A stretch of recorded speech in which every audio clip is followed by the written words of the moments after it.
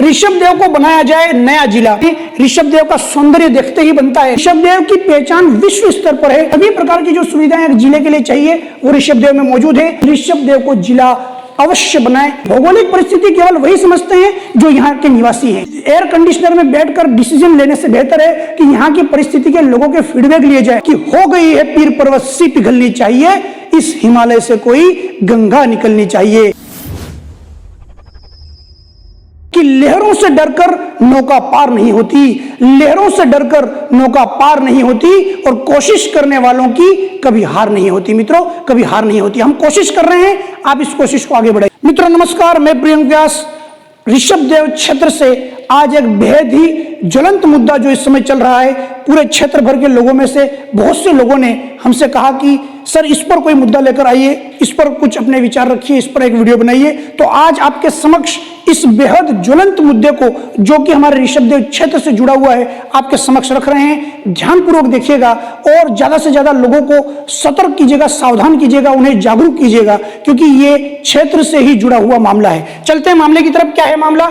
ऋषभदेव को बनाया जाए नया जिला।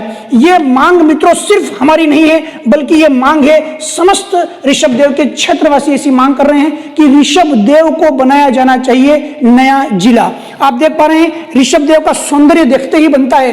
बेहतरीन धार्मिक नगरी के तौर पर फेमस है, तीर्थ नगरी के तौर पर फेमस है ऋषभदेव। दूसरी तरफ अगर आप ध्यान देखेंगे तो ये बहुत बड़ा एरिया के तौर पर हमने यहाँ पर जो मैप निकला हुआ है, ये संपूर्ण मैप जो आप देख पा रहे हैं, इस मैप में आप देखकर पता लगा सकते हैं कि ऋषभदेव जिला बनाने की तमाम शर्तों के ऊपर खरा उतरता है। अब क्या क्या है शर्तें और क्यों आखिर बनाया जाना चाहिए, हम आपको कारण देना चाहते हैं कि आखिर ऋषभदेव को क्यों जिला बनाया जाना चाहिए। उसके जो कारण है मित्रों आपके सामने यहाँ पर दिखाई दे रहे हैं। सबसे पहला कारण, शैक्षणिक संस्थान यहाँ पर मौजूद है, यानी कि जितने भी एजुकेशनल इंस्टीट्यूशंस जो होने चाहिए वो यहाँ पर मौजूद है। चाहे विद्यालय हो, महाविद्यालय हो, यानी स्कूल हो या कॉलेज हो, सभी विषय संकायों के यहाँ पर मौजूद है। विद्यालय की बात करूं तो प्राथमिक, उच्च प्राथमिक, सेकेंडरी, सीनियर सेकेंडरी, तमाम संकाय के यहाँ पर विद्यालय मौजूद है। इसके अलावा अगर हम कॉलेजों की बात करें तो सभी सब्जेक्ट के कॉलेज भी यहाँ पर मौजूद हैं।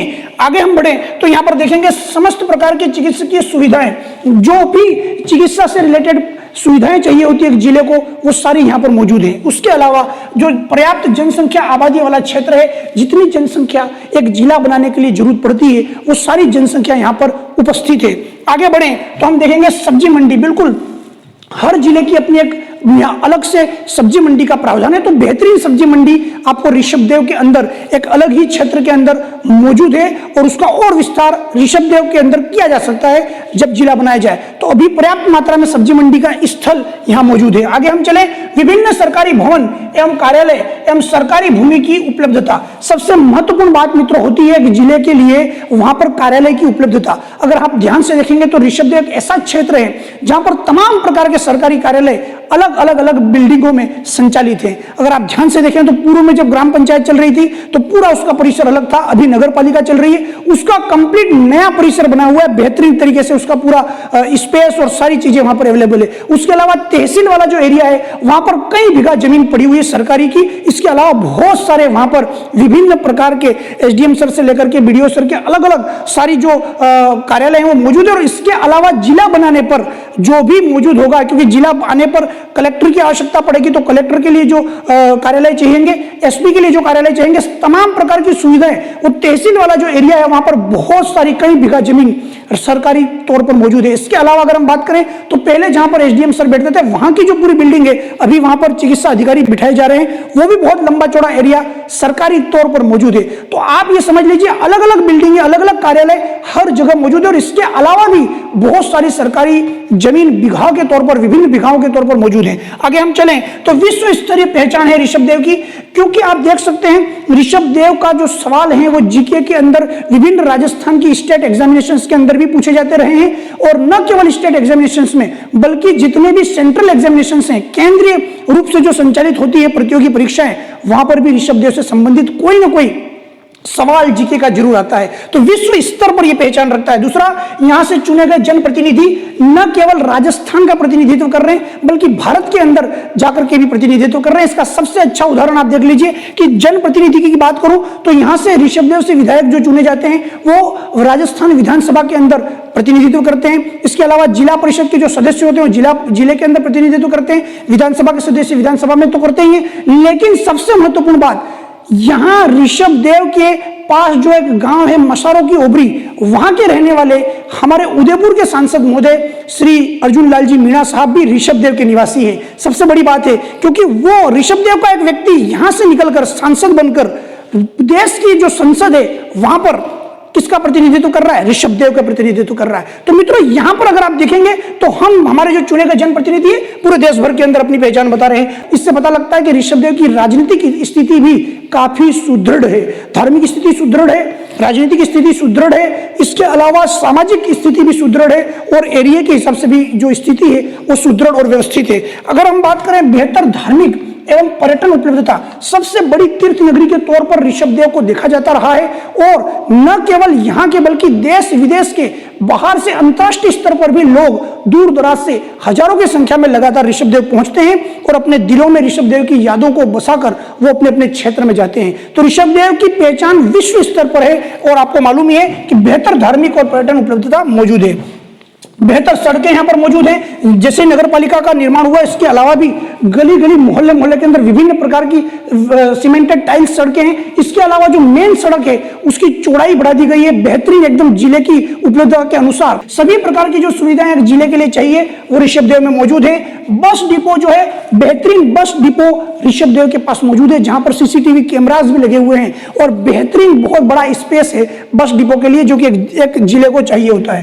पर्याप्त भौगोलिक क्षेत्र मौजूद है, हर प्रकार की भौगोलिक स्थिति हम देखें, हर प्रकार की सुविधा हम देखें तो ऋषभदेव क्षेत्र उस जिले की सुविधाओं पर खरा उतर रहा है। आगे हम बात करें तो राष्ट्रीय राजमार्ग नेशनल हाईवे 48 के बिल्कुल नजदीक उपस्थित है। सबसे बड़ी बात मित्रों, जो नेशनल हाईवे 48 पहले नेशनल हाईवे 8 के नाम से जाना जाता था, वर्तमान में नाम बदलकर नेशनल हाईवे 48 किया गया है। वो दो बड़े बड़े महानगरों दिल्ली और मुंबई को जोड़ रहा है और उन दो महानगरों के बीच सेंटर पॉइंट पर ऋषभदेव मौजूद है, केंद्र पर मौजूद है, बिल्कुल हाईवे के नजदीक। तो ये एक जो अटैचमेंट है, एक जो रेखा है अटैचमेंट की, वो बिल्कुल खरी उतरती है किसके लिए? ऋषभदेव के लिए। जल्दी से जल्दी हम यहाँ पर बिल्कुल हाईवे के नजदीक मौजूद हैं, तो फटाक से हम दोनों तरफ के जो एरिया है दिल्ली और मुंबई, वहां तक की भी यात्रा जल्दी से शीघ्रतापूर्वक तय कर सकते हैं। तो ये एक बहुत बेहतरीन स्थिति है। इसके अलावा पार्क, विभिन्न प्रकार के पार्क हैं। अगर आप जाएंगे पगलेजी की तरफ, बहुत सारी पार्क की सुविधाएं मौजूद है। अगर हम बात करेंगे खेल ग्राउंड की तो मित्रों, गुरुकुल के अंदर जो है स्टेडियम बनाया जा रहा है और बेहतरीन आप देख सकते हैं वहां पर सुविधाएं खेल ग्राउंड से रिलेटेड मौजूद हैं। फिर आगे आप चलेंगे, सभी प्रकार की सुविधाओं से युक्त क्षेत्र है। वो जो भी सुविधा जो एक जिले को बनने के लिए चाहिए होती है, उन सभी सुविधाओं पर बिल्कुल खरा उतर रहा है ऋषभदेव। तो इन सारे पैमानों के साथ साथ और भी बहुत सारे ऐसे कारण हैं जिनके ऊपर ऋषभदेव पूर्णतः खरा उतर रहा है। इसलिए हमारी मांग है कि ऋषभदेव को क्या बनाया जाना चाहिए? जिला। अब हमारी मांग जो है, ऋषभदेव के तमाम क्षेत्रवासी जो इस समय मांग कर रहे हैं राजस्थान की राज्य सरकार से, आखिर वो क्या मांग कर रहे हैं, वो मांग आपके सामने हम रखने जा रहे हैं। सबसे पहली जो पुरजोर मांग है, ऋषभदेव को जिला बनाया जाए। आप यदि जिला बनाना चाहते ही हैं तो आप सबसे पहले ऋषभदेव को जिला अवश्य बनाएं, क्योंकि ऋषभदेव तमाम प्रकार के जितने भी मापदंड है उसके ऊपर खरा उतर रहा है। चाहे राजनीतिक दृष्टिकोण हो, चाहे धार्मिक दृष्टिकोण हो, चाहे सामाजिक दृष्टिकोण हो, चाहे भौगोलिक दृष्टिकोण हो, चाहे राष्ट्रीय राजमार्ग की उपलब्धता हो, चाहे किसी भी प्रकार की व्यवहारिक दृष्टिकोण हो, सभी पर, आबादी की क्षेत्र की दृष्टिकोण हो, एरिया का दृष्टिकोण हो, सभी पर सेंटर पॉइंट केंद्र स्थल का काम कर रहा है ऋषभदेव। इसलिए ऋषभदेव को क्या बनाया जाना चाहिए? जिला बनाया जाना चाहिए। ये हमारी सबसे पहले प्रायोरिटी में मांग है, प्राथमिकता में मांग है कि अगर आप बना ही रहे हैं तो ऋषभदेव को जिला बनाए। लेकिन अगर किसी कारणवश आपके दिमाग में, राज्य सरकार के दिमाग में चल रहा है कि अभी हमने नगर पालिका बना दिया है और हमने एक राजनीतिक कार्ड खेल लिया है, तो हम बना चुके हैं नगर पालिका, तो फिर से हम इसको जिला नहीं बनाए, हम किसी को मौका दें। अगर ऐसी कोई मानसिकता आपके दिमाग में चल रही है, अगर आप हमें पहले पता होता कि नगर पालिका बना देने के बाद आप जिले की तरफ ध्यान नहीं देंगे, तो शायद नगर पालिका का हम विरोध करते, हम जिले को लाने की कोशिश करते। लेकिन आपने बना दिया तो अच्छी बात है, हमने उसको स्वीकृत किया, परंतु जिला हमसे नहीं छीना जाए, ऋषभ देव को जिले के रूप में जरूर रूप से घोषित किया जाना चाहिए। लेकिन अगर आप नहीं करते हैं तो दूसरी मांग हमारी यह है कि ऋषभ देव को फिर उदयपुर जिले के अंदर ही रहने दिया जाए, ऋषभ देव को सलूम्बर के अंदर शामिल नहीं किया जाए। मित्रों, सबसे बड़ी मांग जो इस समय है वो ये है कि आप ऋषभ देव को जिला घोषित करें। अगर राज्य सरकार इसको नहीं बना रही है तो फिर दूसरी हमारी मांग पर ध्यान दें, ऋषभ देव को किसी भी हालत में उदयपुर से अलग नहीं किया जाए, क्योंकि उदयपुर बिल्कुल नेशनल हाईवे 48 पर पड़ रहा है और केवल 45 मिनट का रास्ता है। यहां से 40 से 45 मिनट में लोग यहां से पहुंच जाते हैं, बिल्कुल अच्छी तरीके से सुविधाएं मिल जाती है, हर 15-10 मिनट के अंदर गाड़ियां मिल जाती है। लेकिन सलूम्बर की जो भौगोलिक स्थिति देखेंगे तो वो ऋषभ देव से बिल्कुल कटा हुआ क्षेत्र है। उसकी जो भौगोलिक स्थिति देखेंगे तो बड़ी दुर्गम क्षेत्र वाली स्थिति है। अगर आप देखेंगे वृद्ध, यहाँ के जो ऋषभ देव के वृद्ध लोग हैं, महिलाएं हैं, बच्चे हैं और किसी बहुत प्रकार के गरीब लोग हैं, उनको वहां तक पहुंचने के लिए अगर सलूम्बर को जिला आपने बना दिया और ऋषभ देव को उसमें जोड़ दिया तो यहाँ के तमाम जितने गरीब लोग हैं, वयोवृद्ध लोग हैं, बच्चे हैं, विद्यार्थी हैं, उनको वहां तक पहुंचने में बहुत ज्यादा समस्या का सामना करना पड़ेगा। और भौगोलिक रूप से देखें, व्यवहारिक रूप से देखें, हर प्रकार से आर्थिक रूप से देखें, इन तीनों चारों प्रकार से सामाजिक तौर पर देखें, सभी प्रकार से नुकसान होने वाला है ऋषभ देव को अगर उसको सलूम्बर में शामिल किया जाए। हम सलूम्बर को जिला बनाने का विरोध नहीं कर रहे, हम तो केवल हमारी ये मांग रख रहे हैं कि आप या तो ऋषभ देव को जिला बना दीजिए और अगर आप नहीं बना रहे हैं तो फिर आप उसको उदयपुर के अंदर ही रहने दीजिए, आप इसको सलूम्बर में शामिल नहीं कीजिए, क्योंकि भौगोलिक परिस्थिति केवल वही समझते हैं जो यहाँ के निवासी हैं। एयर कंडीशनर में बैठकर डिसीजन लेने से बेहतर है कि यहाँ की परिस्थिति के लोगों के फीडबैक लिए जाए और उसके बाद यदि उस दुर्गम परिस्थिति में सलूम्बर की तरफ उनको यात्रा करनी पड़े तो बहुत ज्यादा कठिनाई का अनुभव होने वाला है। हमारे लिए आवाजाही यहाँ पर उदयपुर में बेहतरीन रहने वाली है बजाय सलूम्बर के, इसलिए हमको सलूम्बर में नहीं शामिल किया जाए, हमको किस में रखा जाए, उदयपुर में, या फिर हमको जिला बनाया जाए। ये दो मांग यहाँ पर रखी। इसके अलावा मित्रों हम बात करते हैं कि आखिर कैसे बनते हैं नए जिले, किस अनुच्छेद का प्रयोग होता है, तो अनुच्छेद 243 जो हमारा संविधान है उसके अंदर अनुच्छेद है 243 इसके अंदर जिलों का वर्णन किया गया है। इसके अलावा राजस्थान पंचायती राज अधिनियम 1994 की धारा 121 के अंदर जिलों का वर्णन किया गया है। अगर हम बात करें राजस्थान पंचायती राज के नियम 1996 के नियम के अंतर्गत 350, 351 और 352 यानी 350, 351, 352 के अंतर्गत जिला आयोजना समिति का गठन करने, उसका निर्वाचन करने, उनकी शक्तियों का वर्णन करने, उनके कृत्यों यानी कार्यों का विस्तार का क्या दिया गया है, प्रावधान दिया गया है। इन प्रावधानों का उपयोग करके जिले का निर्माण राज्य सरकार के द्वारा किया जा सकता है। आगे हम बढ़े मित्रों, तो गठन में भूमिका आखिर किसकी रहती है? कई बार लोग कंफ्यूज दिखते हैं कि जिले का निर्माण राज्य करेगा या केंद्र करेगा या दोनों मिलकर करेंगे। तो ये आपका जो मामला है इसको क्लियर कर देते हैं, इस कंफ्यूजन को, हम इस द्वंद्व को क्लियर कर देते हैं कि राज्य पूरी तरीके से जो जिले का निर्माण करने का काम है वो किसका है, राज्य का है। तो कार्यकारी आदेश निकाल करके भी वो एक अधिसूचना जारी करके क्या कर सकता है, जिले का निर्माण कर सकता है। वैसे तो राज्य के पास दो तरीके होते हैं कि वो जिले का निर्माण करे। पहला तरीका तो वो ये होता है कि वो विधानसभा के अंदर एक कानून पारित करे और फिर उस कानून के माध्यम से बनाए। लेकिन ज्यादातर जो है दूसरा तरीका काम में ले जाता है और दूसरा तरीका ये है कि एक कार्यकारी आदेश जारी करना है और उसको अधिसूचना के तौर पर आधिकारिक राजपत्र के अंतर्गत उसको क्या कर देना है, जारी कर देना है। वहीं पर वो क्या हो जाता है, जिला गठित हो जाता है। राज्य पूरी तरीके से स्वतंत्र होता है नए जिले का गठन करने के लिए। पूरी तरीके से राज्य की जो भूमिका है वो जिला गठन करने के लिए स्वतंत्र है, इसमें केंद्र का कोई योगदान नहीं है। आप देख सकते हैं केंद्र की इसमें कोई भी भूमिका नहीं होती है। जिलों का निर्माण पूरी तरीके से कौन करता है, राज्य करने के लिए स्वतंत्र होता है। केंद्र राज्यों का निर्माण करता है और राज्य जिलों का निर्माण करता है। केंद्र केवल तभी हस्तक्षेप करेगा जब आपको क्या बदलना हो, जिलों के नाम बदलने हो या रेलवे स्टेशन के नाम बदलने हो, तब केंद्र का जो गृह मंत्रालय है उसमें दखल देता है। अन्यथा जिला निर्माण करने में केंद्र की कोई भूमिका नहीं है, केवल और केवल किसकी भूमिका है, राज्य की भूमिका है। अतः अशोक गहलोत सरकार से पूरी तरीके से विनम्र अपील है कि ऋषभ देव को जिला बनाया जाए। मित्रों, अभी तक देश में जिला गठन का इतिहास क्या रहा है, आखिर किस प्रकार से जिला गठन होता रहा आजादी के बाद से। 1 नवंबर 1956 को राजस्थान का एकीकरण हुआ। उसके बाद जिलों की स्थिति अगर हम देखें तो राजस्थान की अगर हम देखें तो 1 नवंबर 1956 के समय कुल 26 जिले थे हमारे यहाँ पर और वर्तमान में 33 जिले हो चुके हैं। 33वां जिला प्रतापगढ़ बना। दूसरी अगर मैं बात करूं पूरे देश भर की हम बात करें, पूरे भारत देश की बात करें तो 1961 में पूरे भारत में 339 जिले थे, केवल 339। 2011 आते आते आप देख सकते हैं ये जिलों की संख्या लगभग डबल के करीब पहुंची। 593 जिले यहां पर आसपास हो चुके थे। फिर मित्रों 2011 से 2021 की जनगणना हालांकि होनी बाकी थी, क्योंकि 2021, 20 और 21 के अंदर भयानक कोरोना की फर्स्ट, सेकेंड, थर्ड और जो भी लेयर आ रही थी, उन लेयर्स की वजह से जनगणना नहीं हो पाई।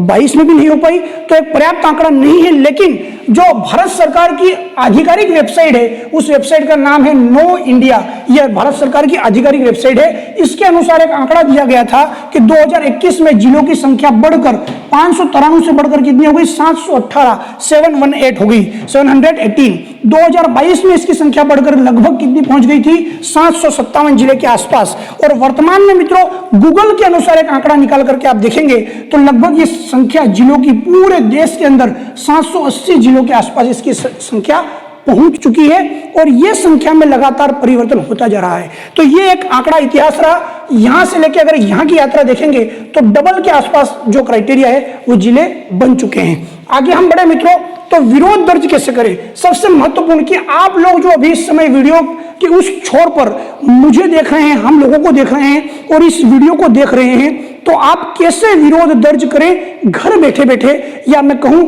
आपकी इसमें भूमिका क्या होनी चाहिए अगर आप ऋषभ देव के एक सक्रिय निवासी हैं, एक सक्रिय सदस्य हैं। सबसे पहला काम आपको करना है अपने अपने क्षेत्र में, अपने अपने गांव में, अपने अपने ढाणी में जाकर क्या करना है मित्रों? अधिक से अधिक प्रशासनिक इकाई के जो लोग हैं, चाहे तहसीलदार हो, चाहे एसडीएम हो, इन लोगों को जाकर के क्या देना है? ज्ञापन देना है।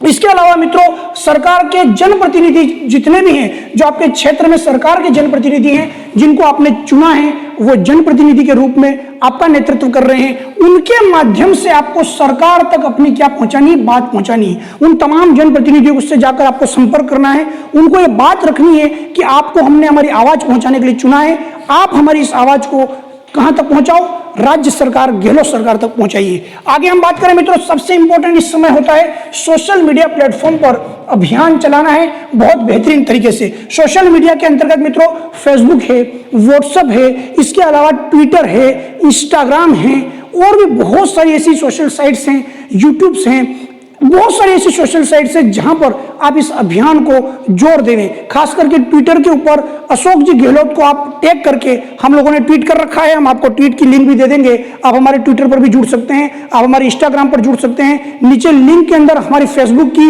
इंस्टाग्राम की, ट्विटर की, यूट्यूब की तमाम लिंक आपको नीचे मिल जाएगी, टेलीग्राम वगैरह की। आप सीधे अशोक गहलोत को, जो हमारे राज्य के मुख्यमंत्री, उनको हमने टैग करके हम ट्वीट करेंगे, आप उसको लगातार रिट्वीट करते रहें, एक ट्विटर पर ट्रेंड चलाएं कि ऋषभ देव को जिला बनाया जाए। उसके अलावा हमारा ये वीडियो मित्रों सबसे महत्वपूर्ण, आप तक हमने जो हमारा वीडियो पहुंचाया है उसको अधिक से अधिक लोगों तक शेयर करके जागरूक करें। इस वीडियो को शेयर लोगों को जागरूक करने के लिए करना है। जागरूक करने पर वो वीडियो देख करके उन लोगों को एकजुट करना है, एवं आगे की जानकारी हेतु इस चैनल को क्या कर लेना है? सब्सक्राइब करके रखना है, ताकि इस जिले से रिलेटेड अपडेट हम लगातार आप तक पहुंचाते रहेंगे। आपको वीडियो के माध्यम से खबरें, लगातार न्यूज और अपडेट्स मिलती रहेगी। इसके अलावा मित्रों हम बात करें न्यूज चैनल्स जितने भी हैं, उनके अंदर आपको ये जो खबरें हैं ये लगातार प्रकाशित करवानी है।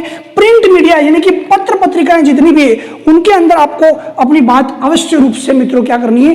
पहुंचानी है। सबसे महत्वपूर्ण होता है जो यहाँ पर हमारे क्षेत्र की जो आवाज है वो कहीं ना कहीं दिलों में दबी हुई थी, उस आवाज को हमने एक यहाँ पर सुर देने का काम किया है। इस वीडियो के माध्यम से हमने तमाम जितने ऋषभ देव के क्षेत्र के और आसपास के गांव ढाणी के बहुत सारे ऐसे लोग होंगे जिन तक ये खबर भी नहीं होगी कि ऋषभ देव को सलूम्बर के अंदर जोड़ा जाने वाला है, दूसरा ऋषभ देव उदयपुर से कट जाने वाला है। ऐसी परिस्थिति में हमें हमारी मांग को रखना है, हमारे अधिकार को रखना है कि सलूम्बर को बना रहे दिक्कत नहीं है, जैसे चल रहा है वैसे चलने दीजिए, या फिर ऋषभ देव को जिला बना दीजिए। इन मांगों को लोगों तक आपको पहुंचाना है। और अब तक आपको मित्रों कैसी लग रही है हमारी मांग, आप लाइक करके अपना बता सकते हैं। सबसे महत्वपूर्ण आपको शेयर करना है, क्योंकि शेयर का मुख्य उद्देश्य है तमाम जितने भी इस ऋषभ देव क्षेत्र के रहने वाले गांव, ढाणी, मोहल्ले में रहने वाले लोगों तक आपको जागरूकता पहुंचानी है। क्योंकि अगर हमारा नागरिक जागरूक होगा तो मित्रों देश के अंदर एक बहुत बड़ा इतिहास लिखने का यहाँ पर आपको मौका मिलेगा। कहीं ना कहीं हमारी आवाज यदि हम सरकार तक नहीं रखेंगे तो सरकार अपने मन माने ढंग से क्या करेगी? किसी भी प्रकार से वो ये घोषणा कर देगी। आपको याद रखना है, हमारे अनुच्छेद 21 के अंतर्गत अभिव्यक्ति की हमारे पास आजादी है और हमारी मांग को, हमारे मौलिक अधिकार को हम यहाँ पर उठा रहे हैं, उसको आपको उठाना है, शेयर करके लोगों को जागरूक करना है, सब्सक्राइब कर लेना है चैनल को, क्योंकि सब्सक्राइब करने से आपको लगातार इससे रिलेटेड जितनी भी डिटेल्स हैं वो डिटेल्स और न्यूज और अपडेट्स आपको लगातार मिलती रहेगी। सब्सक्राइब करके बेल आइकन को ऑल पर सेट कर दीजिएगा, लाल कलर का बटन होगा नीचे दबा दीजिएगा। और मित्रों सबसे इंपॉर्टेंट, कमेंट सेक्शन के अंदर आप जितने वीडियो देख रहे हैं कमेंट सेक्शन में अभी कमेंट कर दीजिए, एक सुझाव दीजिए कि आखिर क्या क्या सुझाव और हो सकते हैं, अपने सुझाव भी नीचे प्रेषित करें और सभी लोगों को जागरूक करें, मोटिवेट करें। मित्रों अधिक से अधिक आपको अपने मन की आवाज को पहुंचाना है, अपने मन में दबी हुई उस मांग को लोगों तक पहुंचाना है और आपको यह कहना है। आपके लिए एक मोटिवेशन के तौर पर मैं यहां कुछ लाइनें प्रस्तुत कर रहा हूं कि हो गई है पीर पर्वत सी पिघलनी चाहिए, इस हिमालय से कोई गंगा निकलनी चाहिए। सिर्फ हंगामा खड़ा करना हमारा मकसद नहीं, हमारी कोशिश है कि ये सूरत बदलनी चाहिए। हमारे सीने में ना सही, आपके सीने में ही सही हो कहीं भी आग, लेकिन ये आग जलनी चाहिए मित्रों, ये आग जलनी चाहिए। सिर्फ हंगामा खड़ा करना हमारा मकसद नहीं है, हमारी कोशिश क्या है कि ये सूरत बदलनी चाहिए। मित्रों हम इस वीडियो को लेकर आए हैं केवल और केवल जागरूकता प्रदान करने के लिए, लोगों तक अपनी बात पहुंचाने के लिए। ठीक है मित्रों, तब तक आपसे और मुलाकात होगी, शेयर कर दीजिएगा। धन्यवाद। वंदे मातरम, भारत माता की जय, इनकलाब जिंदाबाद, जय केसरिया जी की। शेयर कर दीजिए वीडियो को। धन्यवाद।